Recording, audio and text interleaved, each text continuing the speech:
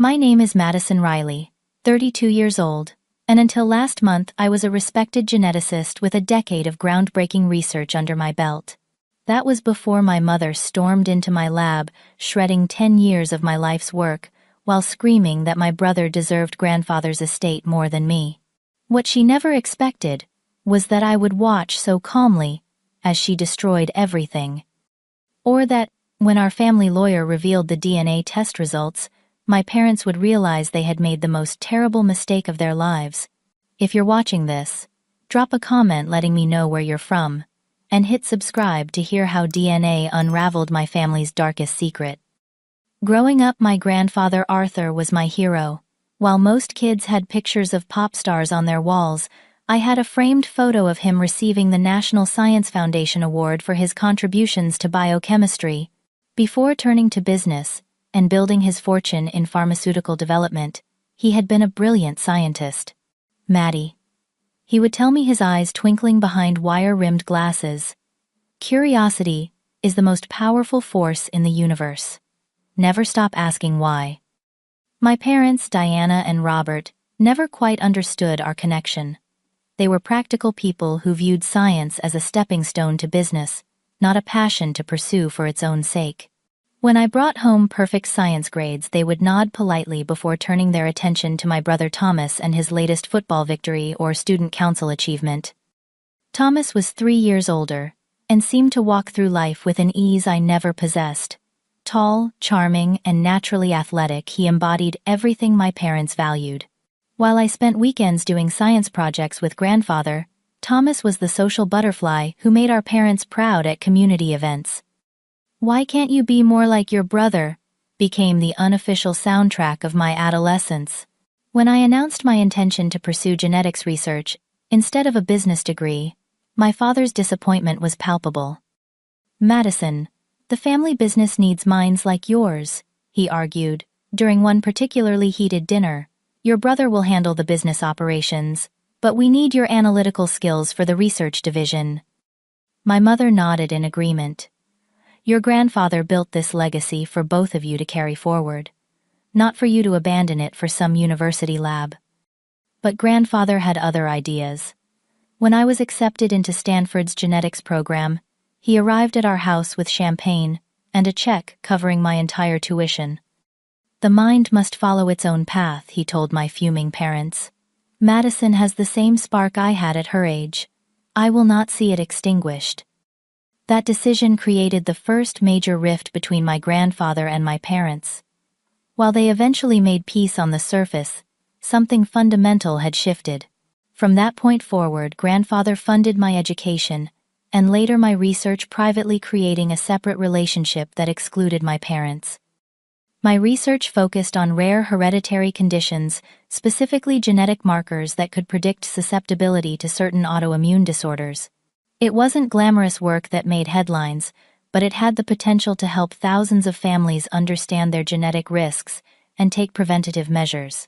Over 10 years, I built a solid reputation in the field, published in respected journals, and secured additional funding beyond grandfather's support. Meanwhile, Thomas followed the expected path into the family business, but struggled with the responsibility. There were rumors of missed meetings, questionable expenses, and business decisions that had to be reversed by my father. Still, in my parents' eyes, he could do no wrong. His failures were learning experiences, while my successes were merely what was expected of me. As grandfather's health began to decline 3 years ago, I found myself balancing my research with frequent visits to his estate.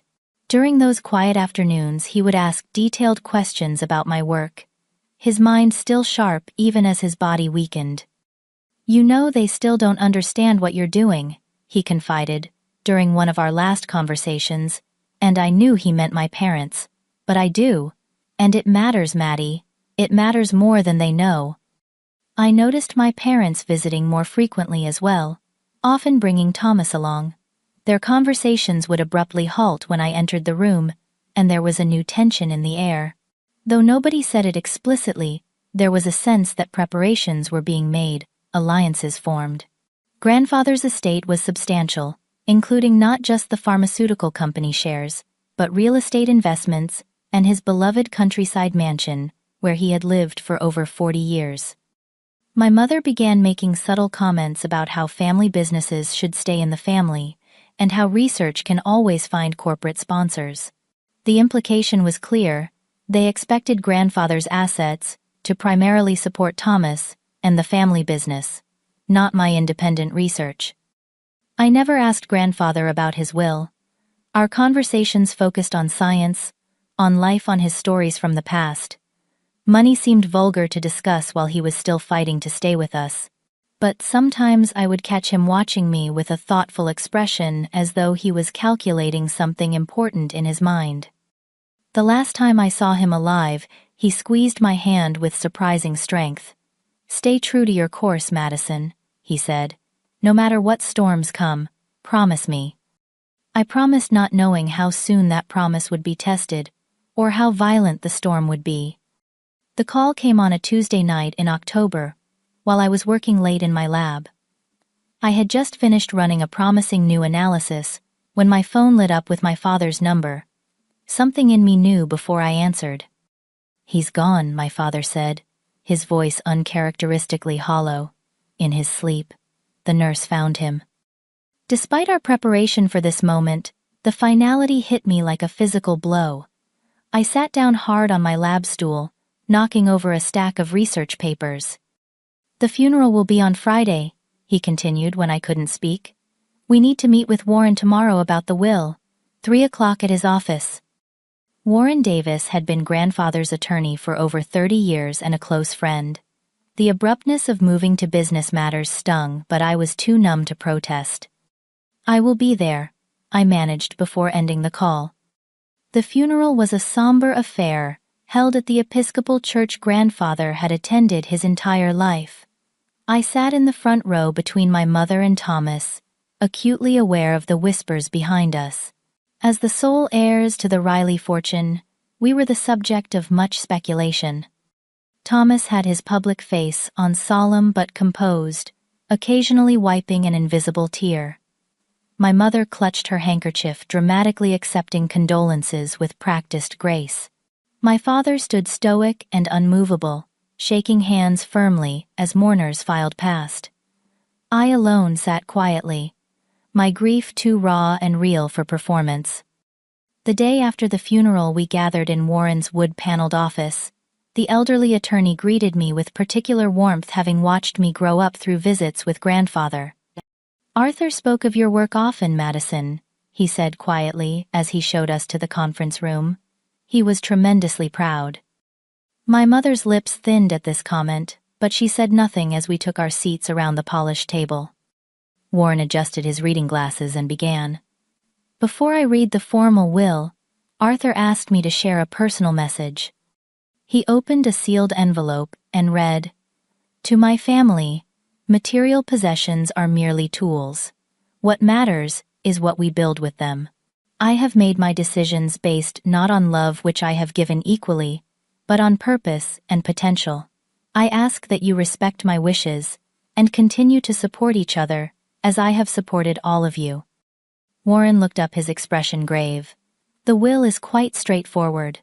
To Robert and Diana Riley, Arthur leaves his vacation properties in Aspen and the Outer Banks, plus a cash bequest of $3 million.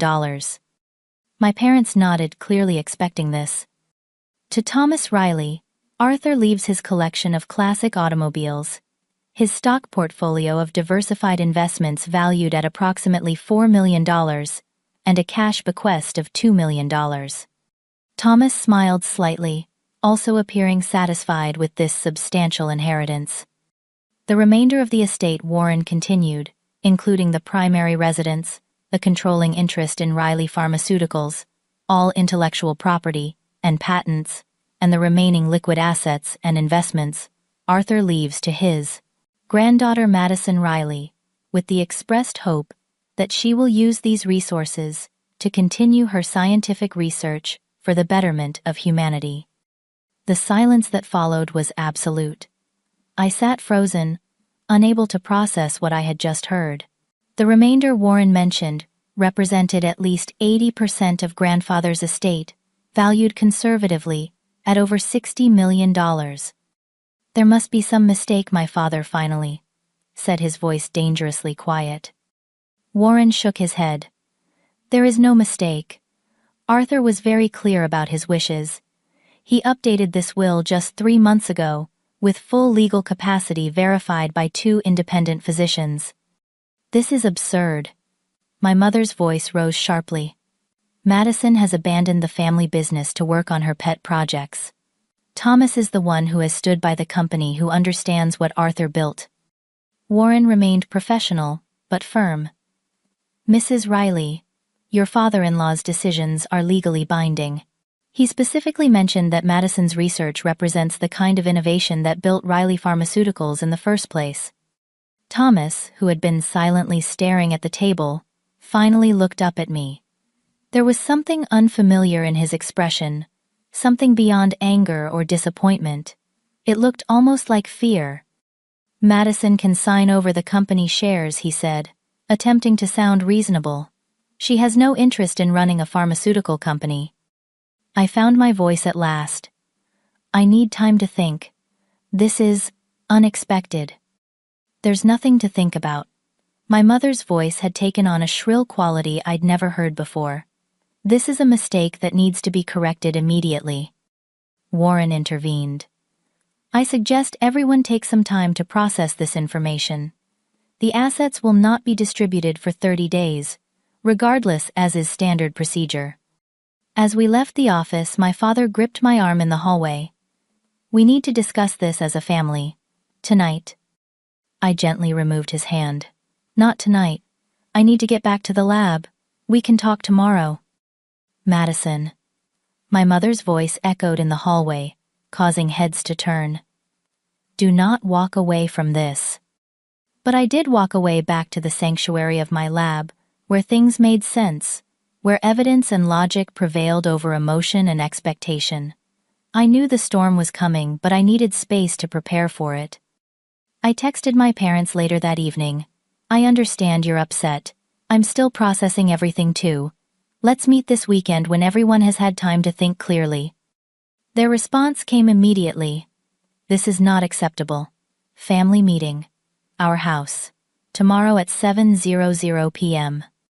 I turned off my phone and lost myself in my work, focusing on the genetic sequences that had become more familiar to me than my own family dynamics. In the sterile, ordered environment of my lab, I could almost convince myself that I could find a rational solution to this irrational situation. But deep down, I knew that some problems could not be solved with scientific precision. The look in Thomas's eyes had told me everything I needed to know.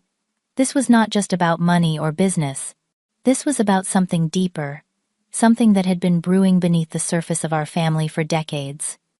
And now it was about to boil over. By morning, I had 17 missed calls, 29 text messages, and 13 voicemails. My parents had apparently spent the night cycling between anger, disbelief, and attempts at emotional manipulation. Your grandfather was not thinking clearly. Thomas has worked for this company for 9 years while you've been playing in a lab. This will destroy our family. You've always been selfish, but I never thought you'd go this far. Thomas's messages were more measured, but equally persistent. We need to talk about this reasonably, Maddie. The company is my life. You have your research. Think about what this will do to Mom and Dad. I responded with a single message to all 3. I will meet Saturday at 2 o'clock. Until then, I need space to think clearly. Then I turned my phone to silent and focused on my work. We were at a critical juncture in our research, having identified a promising genetic marker that could predict susceptibility to a rare autoimmune disorder that typically went undiagnosed until significant damage had occurred. If we could develop a reliable screening test, it could change treatment protocols worldwide. My research partner, Dr. Elaine Cho, noticed my distraction immediately. "Bad night?" she asked, as I stared blankly at the microscope. "Family issues," I replied vaguely. "My grandfather passed away last week." "I'm so sorry, Madison," she said, genuine concern in her voice. "Were you close?" "Very. He funded most of our early research, actually." Her eyebrows rose. I didn't realize. That explains a lot about your dedication to this project. I nodded, not ready to share the full complications. Let's focus on these new samples. The preliminary results look promising. We worked steadily through the day, and I began to feel the familiar calm that laboratory work always brought me. Here variables could be controlled, hypotheses tested, results quantified. Here I knew exactly where I stood. That sense of control shattered at 4:30, when my parents and Thomas walked unannounced into our laboratory. Madison. My father's voice boomed across the sterile space, causing several researchers to look up in alarm. This has gone on long enough. I felt heat rise to my face as I hurried toward them, conscious of my colleagues' curious stares. This is a restricted area. You can't just walk in here. We wouldn't have to if you'd answer your phone, my mother snapped loud enough for everyone to hear. I guided them firmly toward the exit and into the hallway. This is my workplace. You can't come barging in here making a scene. Your workplace. My father laughed bitterly. Funded by family money, I might add. Grandfather's money, I corrected, given specifically for this research. Money that should have gone to building the family business, my mother interjected. Money that Thomas could have used to expand into new markets. Thomas at least had the decency to look embarrassed. Can we please just talk somewhere private? I led them to a small conference room and closed the door, intensely aware that this conversation would be the talk of the lab within hours. I told you I would meet Saturday, I said, struggling to keep my voice level.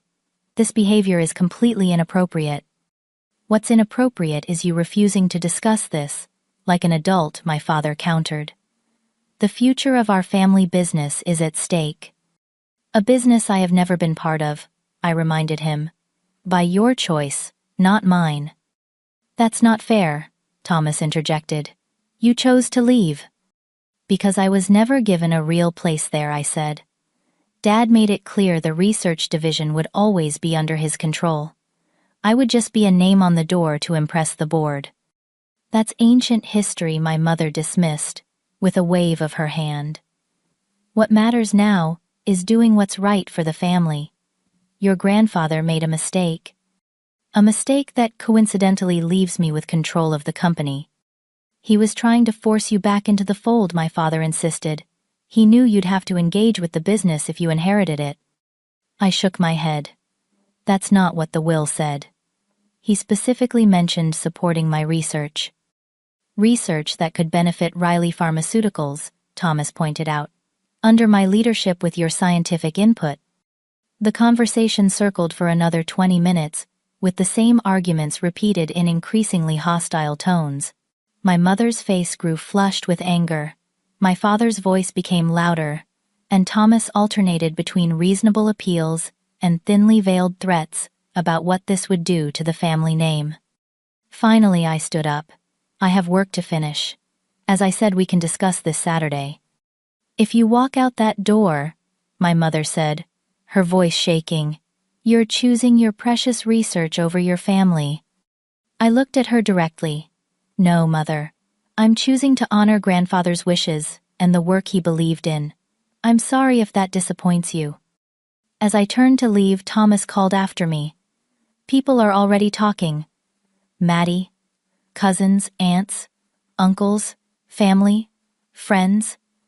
They're saying you manipulated him when he was vulnerable. Is that the reputation you want? The accusation stung more than I wanted to admit. Grandfather and I had always been close, but the idea that I would exploit that relationship for financial gain was deeply offensive. Spread whatever rumors you want, I said quietly. The truth will stand on its own. Back in the lab, I could feel my colleagues' curious glances. Dr. Cho approached cautiously. Everything okay? I took a deep breath. Family disagreement about my grandfather's estate. Nothing that should affect our work. She nodded, though her expression remained concerned. For what it's worth, we all know how dedicated you are to this research. No one who works with you would ever question your motives. Her support meant more than she could know, especially as my phone continued to vibrate with messages from extended family members and old family friends. Word was spreading fast, and as Thomas had warned, the narrative wasn't flattering to me. "My cousin, Angela, how could you do this to your brother? Everyone knows Thomas was being groomed to take over. My father's sister, your grandfather, would be heartbroken to see the family torn apart like this. Even my godmother, who had always been supportive, darling, is there some way to compromise? This situation looks terrible from the outside."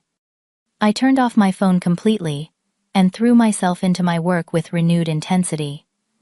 If people were going to question my dedication to this research, I would show them just how committed I was. That evening, I made a breakthrough that had eluded us for months. A particular genetic sequence that appeared consistently in patients who developed symptoms before age 30. It wasn't the complete answer, but it was a significant step forward. I stayed until midnight documenting everything, finding solace in the methodical process of recording data and observations. When I finally left the building, the security guard gave me a concerned look. "Working late again, Dr. Riley." I nodded, attempting a smile. "Important breakthrough." "Your dedication is admirable," he said, "but don't forget to take care of yourself too." As I drove home to my empty apartment, his words echoed in my mind. I had always defined myself through my work, through the pursuit of knowledge that could help others. But for the first time, I wondered if that singular focus had come at too high a cost. The thought disappeared as I checked my email one last time before bed and found a message from our department head. The university had received calls expressing concerns about my research funding and questioning my personal integrity. The family war had officially expanded beyond private arguments. Now they were attacking my professional reputation. I closed my laptop and stared at the ceiling, grandfather's last words to me, repeating like a mantra. "Stay true to your course, Madison, no matter what storms come." The storm had arrived, and it was only going to get worse. 3 days after the disastrous meeting at Warren's office, I was working late again.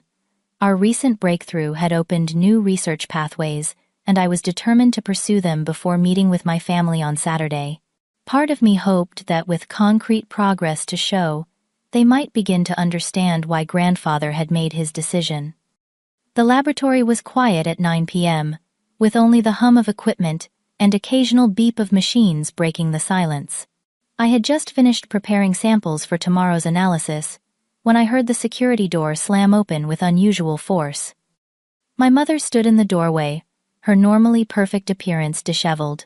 Her hair was coming loose from its usual neat bun, and her eyes had a wild quality I had never seen before. "Mother, how did you get in here?" The security protocols were strict, especially after hours. "Your key card," she said, holding up the spare I had foolishly left at my parents' house years ago for emergencies. "We need to finish our conversation." I set down my pipette carefully. "This is not the place. We agreed to meet Saturday." "No, you decided Saturday. Just like you decided to take everything your brother has worked for." She stalked toward my workstation, looking around at the equipment and papers with naked contempt. "This," she gestured broadly, "this is what you chose over family, test tubes and microscopes, instead of people who love you." "That's not fair," I said, keeping my voice level. "My research helps people, real people with real medical conditions." "And the family business doesn't?" Her voice rose sharply. "Riley Pharmaceuticals employs over 800 people. It provides medications to millions. But that was never good enough for you, was it? You always had to be special, different." I took a deep breath. "Mother, you're upset. This isn't productive. Please let's talk when everyone is calmer." "Calmer." She laughed, a harsh sound that echoed in the laboratory. "My father-in-law just gave my daughter control over my husband's birthright. The company Robert's family built for 3 generations. The company your brother has dedicated his life to. And you want me to be calm?" She picked up a research journal from my desk, flipping through it with growing agitation. This is what you think is so important. Has worth. This is worth destroying your family for. I'm not destroying anything, I said, growing concerned, as she moved closer to my organized research station. Grandfather made his decision. I had nothing to do with it. Nothing to do with it. Her voice rose to a shout. You spent every weekend with him, every holiday, talking about your precious research while Thomas was actually working in the company. You manipulated him, made him think this work was more important than family legacy. Before I could respond, she grabbed a stack of papers from my desk, 10 years of meticulously documented research notes. Mother put those down. For the first time, real alarm crept into my voice. Why are these more important than your brother's happiness? More important than your father's pride in the company he helped build? And then, with a swift motion that I would replay in my mind for months afterward, she began tearing the papers to shreds, throwing the pieces into the air with a terrible keening sound that was half sob, half scream. Your brother deserves grandfather's estate more than you. He has dedicated everything to this family while you hide in this sterile little world.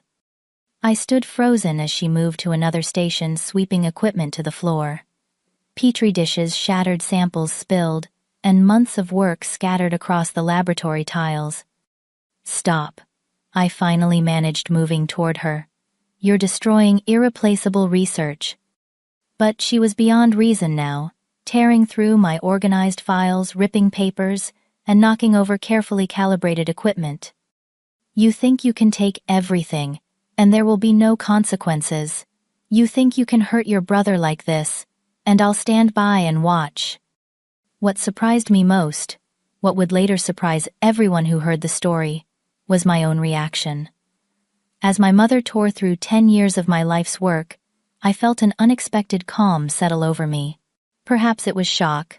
Perhaps it was the scientist in me observing a phenomenon with detached interest, but I simply stood and watched. This seemed to infuriate her further. Say something, she screamed, grabbing a microscope and shoving it off the counter. The expensive equipment crashed to the floor, lens shattering. What would you like me to say? I asked quietly. That I'll give up everything grandfather wanted for me, that I'll abandon the research he believed in. Yes, she shouted. Yes. That is exactly what you should say. That is what any loving daughter would do. I shook my head slowly. I can't do that. The security cameras captured everything: my mother's destructive rampage through the laboratory and my eerily calm response. They also captured her final words, as she stood amid the wreckage, chest heaving with exertion and emotion. This isn't over, Madison.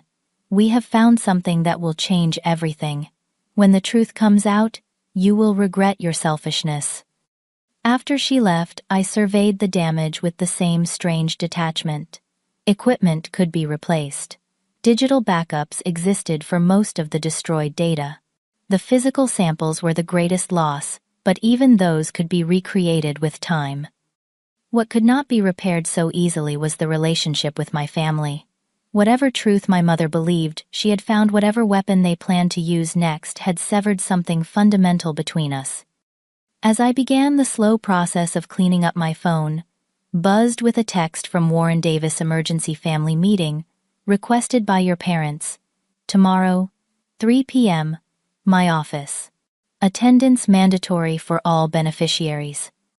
I texted back a single word. Why? His response was equally brief: DNA test results. I sat heavily amid the scattered papers and broken glass, a chill running through me. DNA test. What could they possibly hope to prove? With a DNA test, grandfather was gone. Nothing could change that fact, or the will he had left behind. Unless they were trying to prove I wasn't really his granddaughter. The thought was so absurd that I nearly laughed out loud. I had inherited grandfather's distinctive gray-blue eyes, his left-handedness, even his unusual aptitude for molecular visualization. There had never been any question of our biological connection. Yet as I continued cleaning the laboratory, a nagging doubt began to form. My mother's final words echoed in my mind. We have found something that will change everything. What could they possibly have discovered? And why were they so confident it would change the outcome of grandfather's will?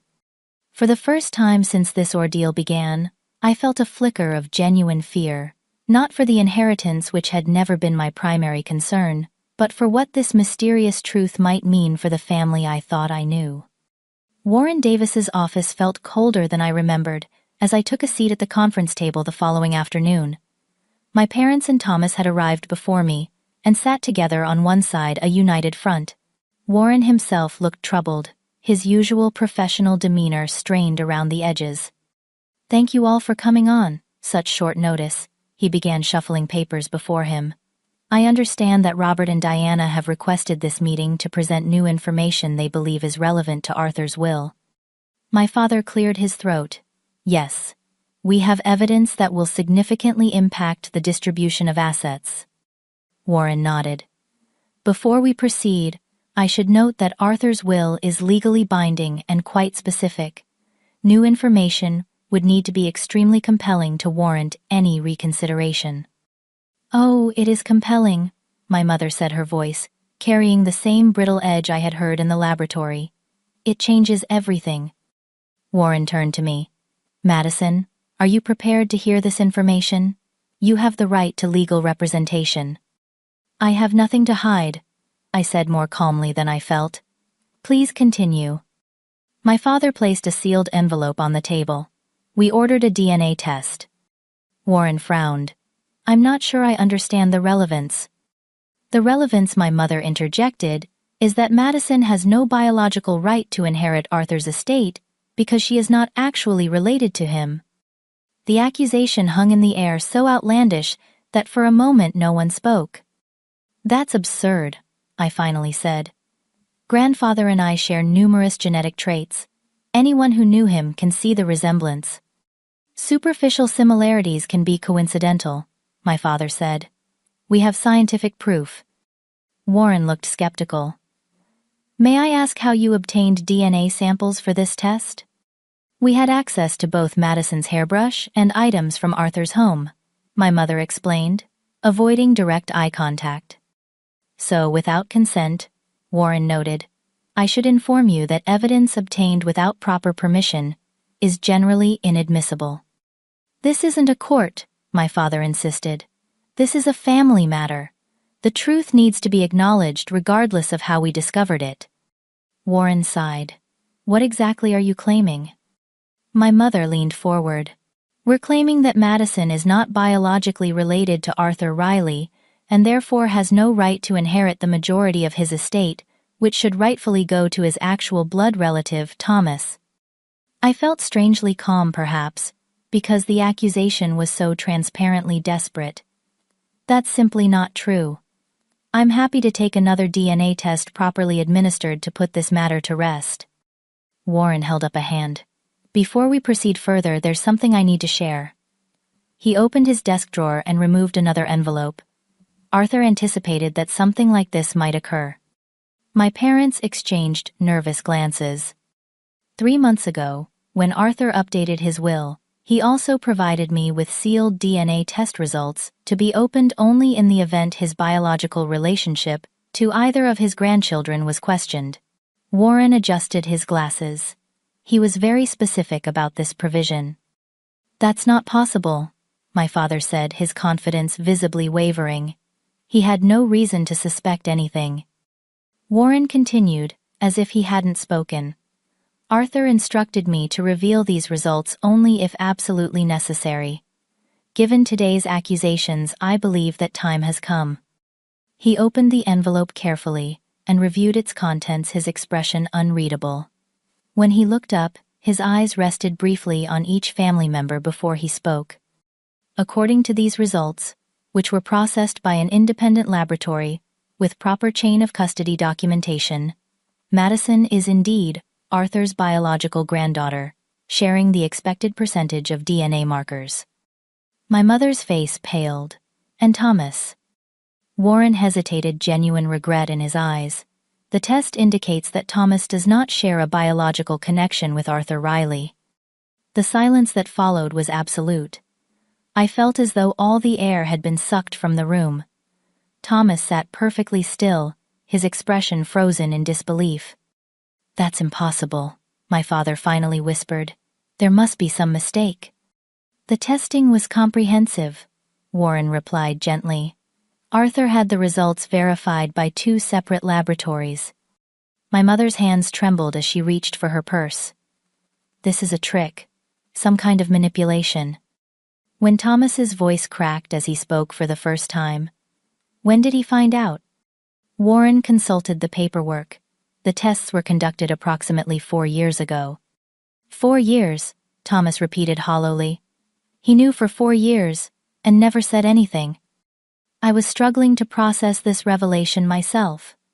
Grandfather had known Thomas wasn't biologically related to him for 4 years yet, had maintained their relationship without ever revealing this knowledge. He had continued to support Thomas, to include him in family gatherings, to treat him as his grandson. "There's a letter," Warren said, removing a sealed envelope from the file. "Arthur asked that it be read if this situation arose." He opened it carefully and began to read. "To my family. If Warren is reading this letter, then the secret I hoped would remain buried has come to light.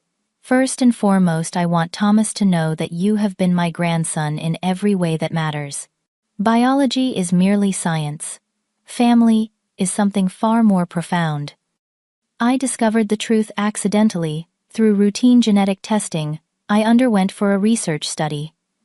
My curiosity and scientific mind led me to investigate further, confirming what I had inadvertently learned. I chose to keep this knowledge to myself because I saw no benefit in disrupting the family with this revelation. Robert and Diana, I do not know the circumstances surrounding Thomas's birth, nor do I wish to. That is your private matter. I never judged you for it, and my love for all of you remained unchanged. My decisions regarding my estate were made with full knowledge of these biological facts, but they were not based on them. They were based on my assessment of character, purpose, and the potential for my legacy to continue making a positive difference in the world. Madison, your scientific mind and compassionate heart represent the best of who I tried to be. Thomas, your charisma and social intelligence are remarkable gifts that will serve you well if directed wisely. I hope that even in my absence, you can find a way forward as a family with honesty and mutual respect, replacing secrets and resentment. With enduring love, Arthur Riley. By the time Warren finished reading, my mother was quietly sobbing, her face buried in her hands. My father sat rigidly staring at a fixed point on the wall. Thomas looked utterly lost, a man whose entire identity had just been called into question. And I felt nothing but sadness, not triumph, not vindication, just profound sadness for the secrets that had poisoned our family from within. I think Warren said gently that everyone needs time to process this information.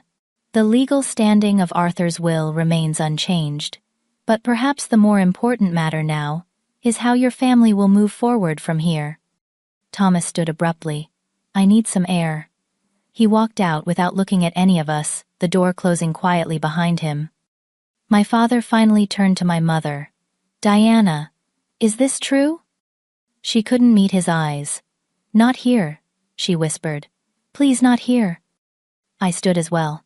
I should go. Madison, Warren called as I reached the door. "Arthur wanted you to have this regardless of how today unfolded." He handed me a small key. "It opens his private study at the estate. He said you would know what to do with what you find there." I nodded, unable to speak past the lump in my throat, and left my parents sitting in the broken remains of the family narrative we had all believed for so long. Outside, I found Thomas sitting on a bench in the small garden behind Warren's office building. Without a word, I sat beside him, maintaining a respectful distance. After several minutes of silence, he spoke. "Did you know?" "No," I answered honestly. "I had no idea." He nodded slightly, accepting this truth. 32 years believing one thing, and in 5 minutes everything changes. "Not everything," I said softly. "Grandfather loved you. That was real." "Was it?" Thomas asked, genuine anguish in his voice. "Or was I just an obligation? A secret He kept out of courtesy. You read his letter. He considered you his grandson regardless of biology. Thomas laughed bitterly. Easy to say when you're the one who gets everything.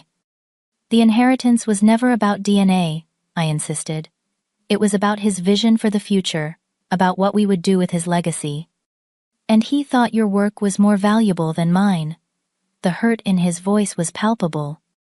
No, I said carefully. I think he believed my work needed his protection more than yours did.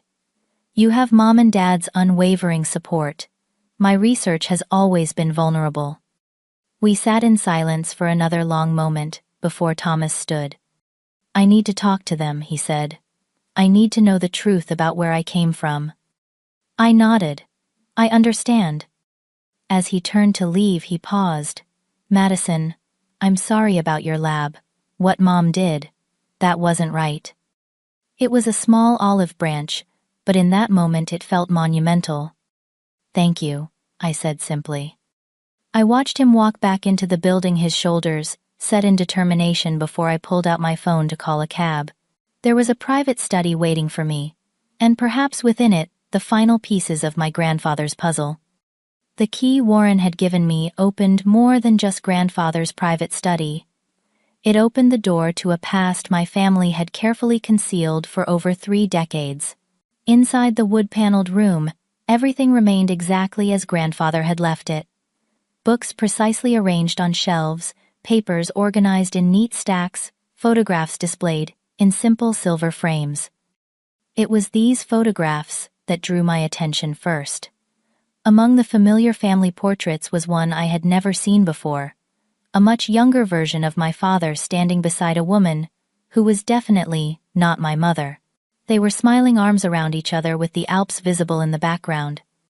On the back, written in grandfather's precise handwriting, Robert and Catherine Interlaken, 1989. I carefully opened the desk drawers, finding more photographs, letters, and finally a leather-bound journal with my name written on the first page. For Madison, when the time comes. The journal contained grandfather's private thoughts recorded over decades. I sat in his leather chair and began to read, piecing together the family history that had been hidden from me. Robert had been married briefly in his 20s to a woman named Catherine. They had separated after 3 years, but before the divorce was finalized, Catherine discovered she was pregnant. She gave birth to Thomas, but struggled with postpartum depression and substance abuse. When Thomas was just 18 months old, Catherine had agreed to give Robert full custody. Shortly after, Robert had met Diana, and they married quickly. Diana had adopted Thomas legally, and they had agreed to never speak of his biological mother. A year later, I was born, and the narrative of our perfect family was firmly established. What grandfather had discovered through his genetic testing was not just that Thomas was not his biological grandson, but that Thomas's biological father wasn't Robert either. Catherine had apparently been involved with someone else during the marriage. The journal detailed grandfather's struggle with this knowledge, his initial shock and disappointment, his consideration of whether to reveal the truth, his ultimate decision that family bonds transcended genetics. Thomas is my grandson in all the ways that matter, he had written. I have watched him grow, guided his steps, celebrated his achievements. DNA cannot dictate the heart. Yet his concerns about Thomas's character emerged in later entries. Notes about questionable business decisions, reports from colleagues, about Thomas's behavior, observations of his sense of entitlement. Not condemnations, but worries from a man who had built his legacy through hard work and integrity. By contrast, his entries about my research were filled with pride and hope. He had followed my publications, understood the implications of my work in a way my parents never had, and believed in its potential to help countless people. His final entry, dated just weeks before his death, read, I have made my decision with clear eyes and a full heart. Thomas will have enough to live comfortably and pursue his ambitions. Madison will have what she needs to continue work that might change the world. Some will call this unfair. Perhaps it is. But fairness is not always equal distribution. Sometimes it is providing each person with what they truly need to fulfill their purpose. I closed the journal, overwhelmed by the weight of these revelations and the responsibility grandfather had placed on my shoulders. For hours, I sat in his study absorbing everything I had learned and considering what came next. The following morning, I drove to my parents' house, the journal securely in my bag. I found them in the kitchen looking exhausted and defeated. Thomas sat opposite them, his expression unreadable. "Madison," my mother began, her voice hollow. "We weren't expecting you." "I thought we should talk," I said simply, all of us with complete honesty for once. Thomas nodded slightly. "They told me everything last night." My father couldn't meet my eyes. "There's no excuse for the deception. We thought we were protecting the family." "By building it on lies," I asked, not unkindly. "We never intended for it to go this far," my mother said. "When Catherine abandoned Thomas, he needed stability, a mother. I loved him immediately. The adoption was legal, but we wanted him to feel fully part of the family." "So you erased his biological mother completely," I observed. Thomas laughed bitterly. "Apparently she wasn't who they claimed either. Dad thought she was seeing someone behind his back. That's why they separated." I didn't know for certain until the DNA test, my father admitted. But I had suspicions. It didn't matter. Thomas was my son from the moment I held him. I looked at my brother, seeing him truly for perhaps the first time. Not as the golden child who had always received preferential treatment, but as someone who had unknowingly lived a lie his entire life. "Are you okay?" I asked him directly. He shrugged. "I don't know what I am anymore. Not a Riley by blood. Not even my father's son biologically. Definitely not the rightful heir to grandfather's company." There was bitterness in his voice, but also genuine confusion. "Grandfather didn't see it that way," I said, pulling out the journal. "He left this for me to find. He considered you his grandson regardless of biology. He loved you, Thomas." "But not enough to trust me with his legacy," Thomas countered. "That wasn't about love," I explained carefully. "It was about purpose, about what we would do with what he left us." My father looked up sharply. "What are you saying?" "I'm saying that grandfather made his decision based on character and vision, not DNA. And after everything that's happened, I need to make mine the same way." I turned to Thomas directly. "The company needs someone who understands its operations, its people, someone who has been there for years. That's you, not me." "What are you suggesting?" my mother asked, caution in her voice. "I'm not signing over the entire inheritance," I clarified. "Grandfather wanted my research protected, and I intend to honor that. But Riley Pharmaceuticals should remain under family management with appropriate oversight." Thomas studied me skeptically. "What kind of arrangement are you proposing?" "A restructuring.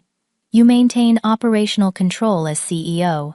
I'll hold a position on the board to ensure the company maintains its ethical research standards.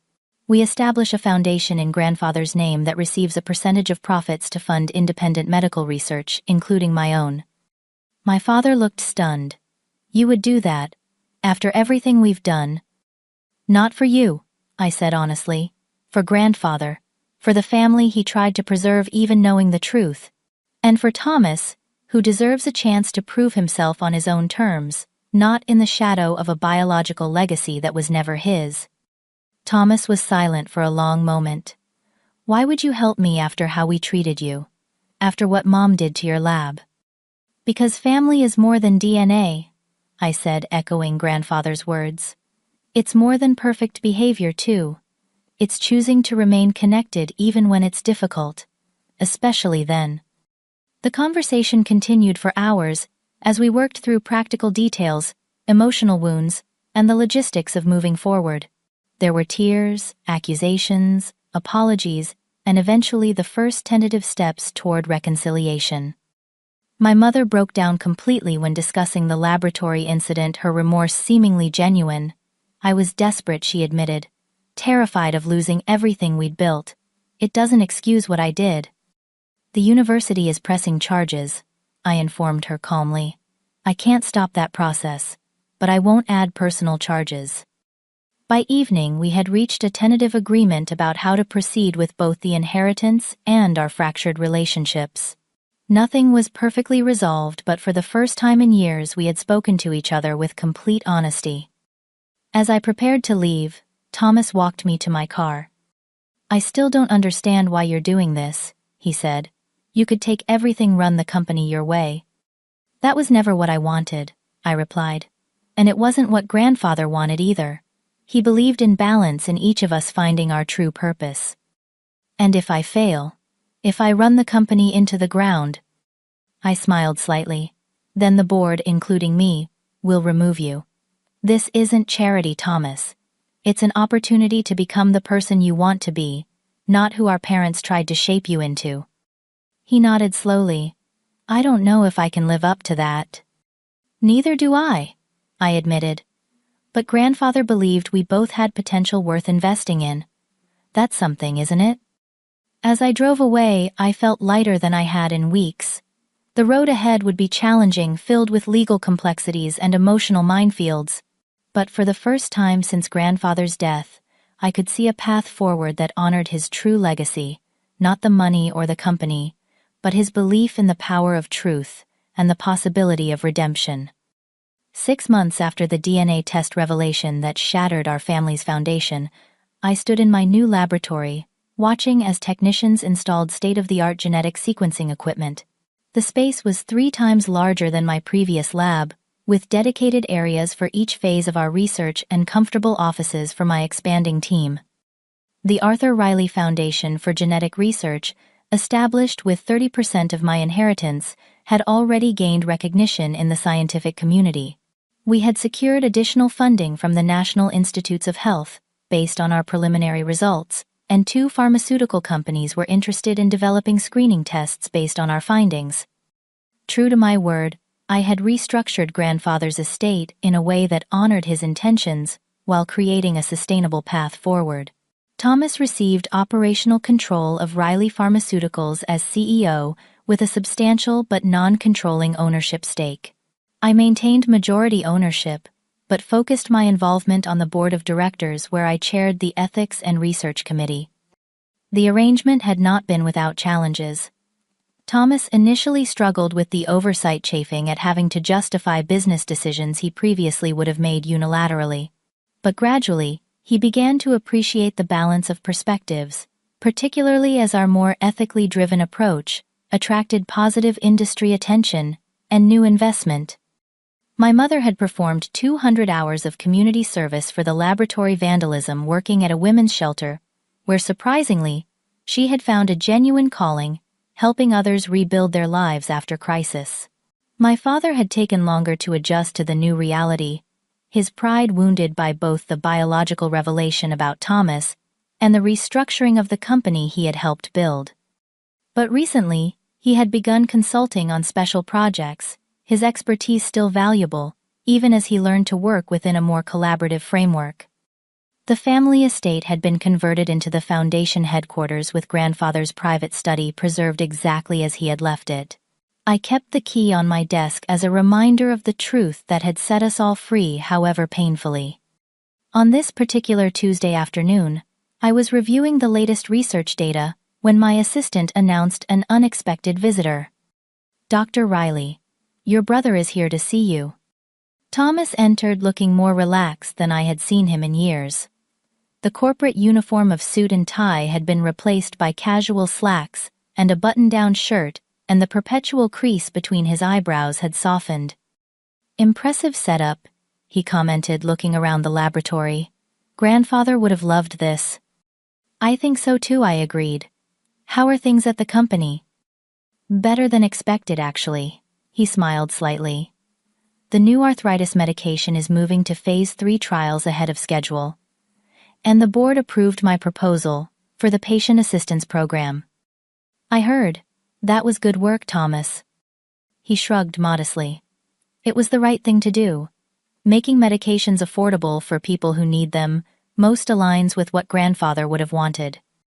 We had reached a fragile peace in recent months, our shared commitment to honoring grandfather's legacy, providing common ground even as we continued to process the family secrets that had defined our relationship for decades.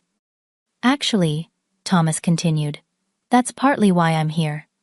I found something while cleaning out some old files at the office. I thought you should have it. He handed me a worn leather portfolio. Inside was a collection of newspaper clippings, scientific journal articles, and handwritten notes all about my research.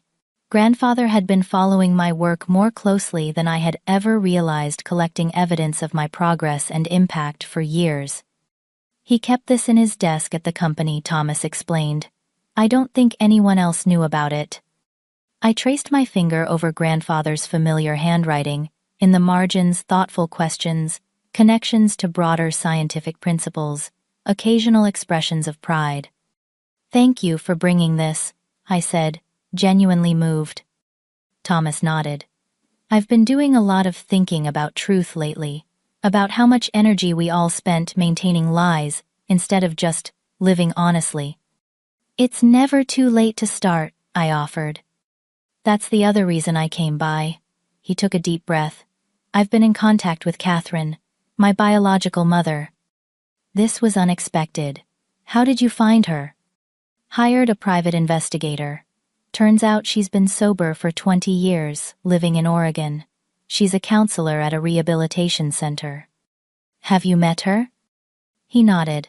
Last weekend. It was intense, but good. She never stopped thinking about me, Madison. She has a box of birthday cards she wrote every year, but never sent. I could see the emotion in his eyes, the complex mix of grief for lost time and hope for a new connection. She wants to meet the whole family eventually, he continued. Even Mom and Dad.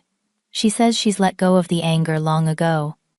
That's incredibly generous of her. More generous than we deserve, he acknowledged. But that's the thing I've learned through all this. Holding on to resentment only hurts yourself in the end. His words reminded me of something grandfather had written in his journal. Forgiveness is not absolution for others. It is freedom for oneself. How are Mom and Dad taking the news? I asked. Dad is processing. Mom is actually the one who suggested a family dinner with Catherine when she's ready. Says it's time to stop running from the past. I smiled. Sounds like we're all growing up finally.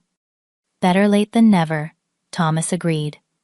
As we walked through the laboratory, I showed him our latest projects, explaining the potential applications in terms he could understand. For the first time in our adult lives, he seemed genuinely interested in my work, asking thoughtful questions and offering perspectives from the pharmaceutical development side. You know, he said as we finished the tour, I always resented your relationship with grandfather. I thought he favored you because you were more like him, because you shared his interest in science. And now? Now I think he saw something in both of us. Different strengths, different purposes. He just wanted us to be our best selves, not copies of him or our parents. I nodded. I think that's exactly what he wanted. As Thomas prepared to leave, he hesitated at the door. The company is hosting a benefit next month for rare disease research.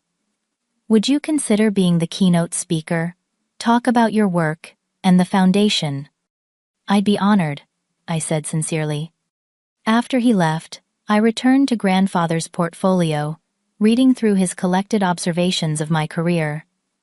On the final page was a note he had written just weeks before his death. Madison has surpassed all my expectations. Her work stands on its own merits, now no longer in need of my protection. But the world still needs minds like hers to be free to pursue truth without constraint. My final gift to her will be this freedom, and my final gift to Thomas will be the opportunity to become the man I know he can be, once freed from the shadow of expectations not truly meant for him. May they both forgive an old man's secrecy, and understand it came from love. 6 months ago, I had watched in eerie calm as my mother destroyed my laboratory, believing she was dismantling my life's work. I couldn't have imagined then that her destructive act would ultimately lead to rebuilding something stronger. Not just my research program, but our family itself. The truth had indeed set us free, though not in the way any of us had anticipated. Grandfather's carefully orchestrated revelation had forced us to confront the lies we had lived with for decades. The process had been painful, sometimes devastating, but ultimately necessary for authentic healing to begin. As I looked around my new laboratory at the dedicated researchers, working toward discoveries that might change countless lives, I felt grandfather's presence more strongly than ever. Not as a ghost or a memory, but as a living legacy continued through purpose and truth. Have you ever discovered a family secret that changed everything you thought you knew? How did you handle it? I would love to hear your stories in the comments. And if this story resonated with you, please hit the like button and subscribe for more reflections on family truth and finding your path even when others try to derail it. Thank you for listening to my journey, and remember that sometimes the most painful revelations can lead to the most authentic relationships if we have the courage to face them with honesty and compassion.